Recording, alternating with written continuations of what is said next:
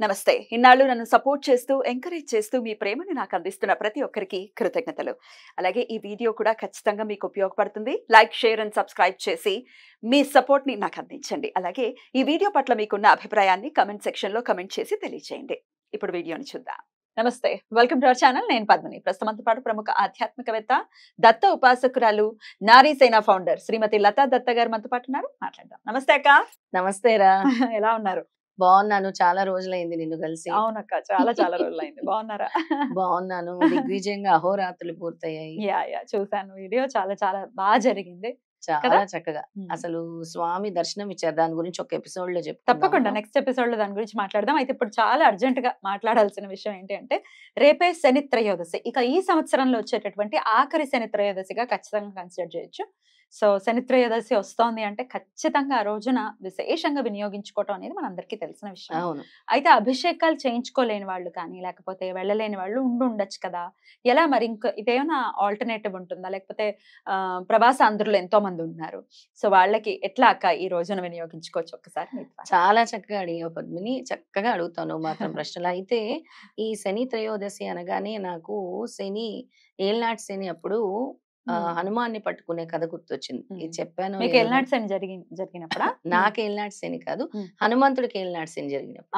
Okay. అసలు ఏలినాటి శని జరిగినప్పుడు హనుమంతుడికి కూడా శనికి జరిగిన ఏలినాటి శని ప్రభావం ఉండింది. ఉండింది. హ్మ్. కానీ ఎలా ఉండింది? చాలా తక్కువ హనుమాన్‌ని పట్టుకుంటే. అందుకే శనికి, హనుమాన్‌కి చాలా డిఫరెన్స్ ఉంటుంది. హనుమాన్ చాలీసా చదువుకోమని చెప్తారు. హనుమాన్ దేవాలయాలకెళ్ళమని చెప్తారు. ఎలా రిలేటెడో ఆ చిన్న కథ చెప్తాను. అయితే కరెక్ట్‌గా రామసేతు నిర్మించే సమయం. ఒక్కొక్క రాయి తీసుకెళ్ళి అవును. నిర్మించే సమయంలో శని భగవానుడొస్తాడు. వచ్చి హనుమ నిన్ను పట్టుకునే సమయం ఆసన్నమైంది అంటాడు. నాకిప్పుడు సమయం లేదు. నేను రామసేతు నిర్మిస్తున్నాను. రాముడిని, లక్ష్మణ్‌ని చూసుకోవాలి. అలా అంటే ఎలా హనుమ? ఎలాగైనా నేను ధర్మం పట్టుకొని ధర్మమే కదా! తీరాల్సిందే నా ధర్మం అంటాడు. హ్మ్. హనుమ వినడసలు.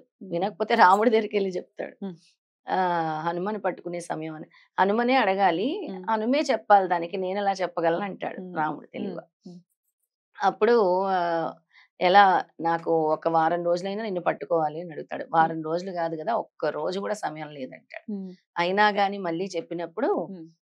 సరే అంటాడు హనుమ. ఒక్కరోజు సరే అని అంటాడు. హ్మ్.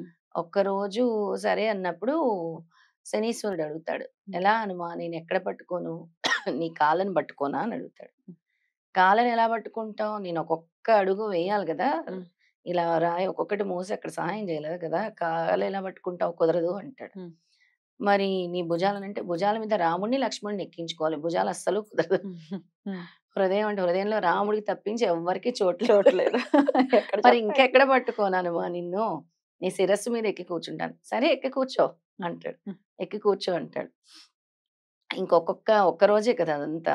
ఇంకా ఒక్క ఒక్కొక్క బండరాయి మోస్తుంటే ఆ బరువంతా శనీశ్వరుడి నెత్తి మీద పడిందట. అయ్యయ్యో! హనుమాన్ హ్మ్. రామ రామ రామ అని రామనామాన్ని జపిస్తూ ఉంటాడు కదా! రామ రామ అని. హనుమాన్‌కి అసలు నొప్పే తెలీదంట. హ్మ్. ఆ హ్మ్. నొప్పంతా కూడా హ్మ్. శనీశ్వరుడికి. శనీశ్వరుడికి బాధ కలుగుతున్నా లోపల చాలా సంతోషంగా ఉందంట. హ్మ్. నాకు ఈ జన్మకి రామనామం జపించే అవకాశము హనుమ ద్వారా కలిగింది అని. హ్మ్.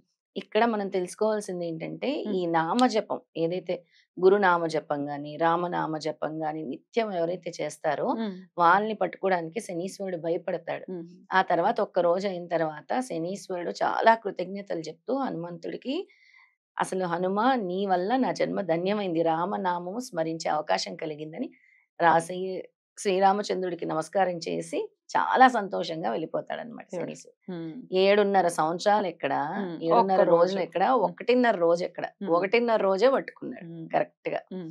అందుకే మనం ఏదైతే దేవుడి నామస్మరణ చేస్తామో, గురు నామస్మరణ అయినా అవ్వచ్చు, నామస్మరణ అయినా అవ్వచ్చు. గురు నామస్మరణ అంటే దత్తాత్రేయ నామస్మరణం. ఓం క్లీం దత్తాత్రేయ నమః, లేదంటే శ్రీపాద శ్రీవల్లభాయ హ్మ్. నమః, ఓం శ్రీపాద శ్రీవల్లభాయ నమః అనైనా స్మరించుకోవచ్చు. హ్మ్. లేదా శ్రీరామ జయ రామ జయ జయ రామ అని హ్మ్. కూడా నామస్మరణ చేసుకుంటే హ్మ్. ఈ శని త్రయోదశి రోజు ఇప్పుడు నువ్వు అన్నట్టు గుడిలకి వెళ్ళడానికి అవకాశం లేని వాళ్ళు అవునక్క. ఇలా నామస్మరణ చేసుకోవచ్చు.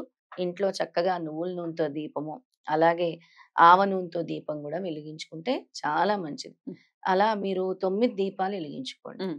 లేదా మనకి ఈ సంవత్సరం లాస్ట్ కదా 11 దీపాలు వెలిగించుకోండి. చాలా మంచిది. 9 గాని 11 దీపాలు గాని ఆవ నూనెతో గాని నువ్వుల నూనెతో గాని ఇంట్లో వెలిగించుకొని ఈ దైవ నామస్మరణ చేయండి. శని త్రయోదశిలో రోజు చాలా చాలా ఉపశమనం కలుగుతుంది. శని త్రయోదశి రోజు అది చాలా పవర్ఫుల్ డే. డెఫినెట్ గా శని త్రయోదశి వచ్చిందంటే గుళ్ళన్నీ కిటకిటకట్లు ఆడిపోతూ ఉంటాయి. అభిషేకం చేయించాలి, థాట్ ప్రాసెస్ లో కూడా చేంజ్ రావాలి అనేది నేను చాలా ఎపిసోడ్స్ లో ఎప్పుడైతే శని త్రయోదశి వస్తుందో, లేకపోతే శని భగవానుడి గురించి మాట్లాడిన సందర్భాల్లో చాలా సార్లు చెప్పాను. శని వదలాలి, శని పీడ పోవాలి, లేకపోతే శనిని తిట్టడం, శనిగాడు, ఇట్లా రకరకాల. అసలు శని ఎంతో మంచివాడు. నీ జీవితంలోకి వచ్చి నీ కర్మల్ని నువ్వు ఈ విధంగా తప్పు చేసావు, ఇప్పుడు నువ్వు సన్మార్గంలో నడుచుకో అని చెప్పేటటువంటి భగవంతుడు ఎవరైనా ఉన్నారంటే శని భగవానుడే. శని భగవాన్ని తిట్టడం వల్ల ఇంకా నువ్వు కర్మం మూటగట్టుకోవడమే అవుతుంది కదా. అంతేగాని శనికి ఆ ధర్మం, ఆయన ధర్మం ఆయన నిర్వహిస్తున్నారు. నిన్ను సరైన మార్గంలో పెట్టి నీ కర్మల్ని తొలగించినప్పుడు, అంటే నువ్వు ఈ విధంగా చేసావు గతంలో, ఈ విధంగా నువ్వు ఇప్పుడు అనుభవిస్తున్నావు, తర్వాత నువ్వు ఇలా ఉండాలి అని నేర్పించే శని భగవానుడు మాత్రమే. సిస్టమాటిక్ గా ఉండాలి కదా. సిస్టమాటిక్ గా ఉంటే అసలు ఆయనకు చాలా చాలా ఇష్టం. చాలా సందర్భాల్లో చెప్పడం జరిగింది.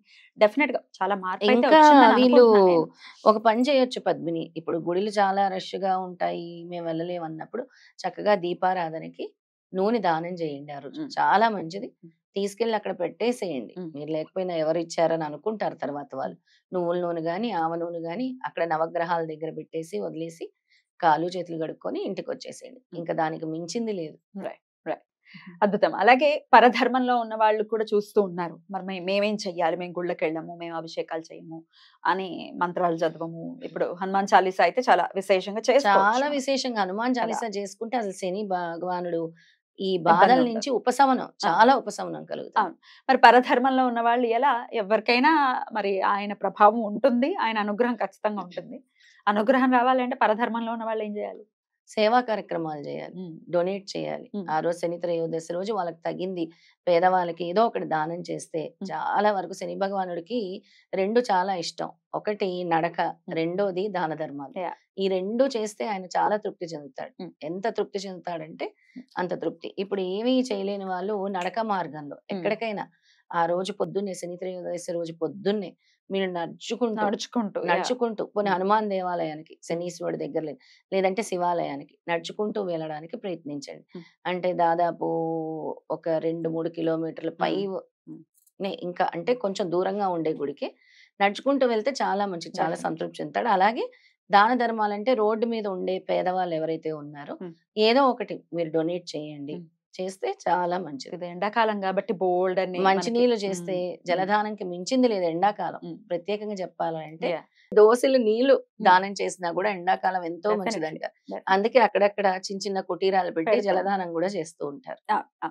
అలా చేసినా కూడా చాలా మంచిది. అసలు ఈ ఎండాకాలం అంతా కూడా పద్మిని ఎవరైతే శిబిరాలు పెట్టి ఈ నీళ్ళ దానం చేస్తారు, జలదానం చేస్తారు, చాలా చాలా పుణ్యం. మజ్జిగ కూడా బ్యూటిఫుల్. ఎలాగో చాలా మంది చక్కగా వినియోగించుకుంటూ ఉన్నారు.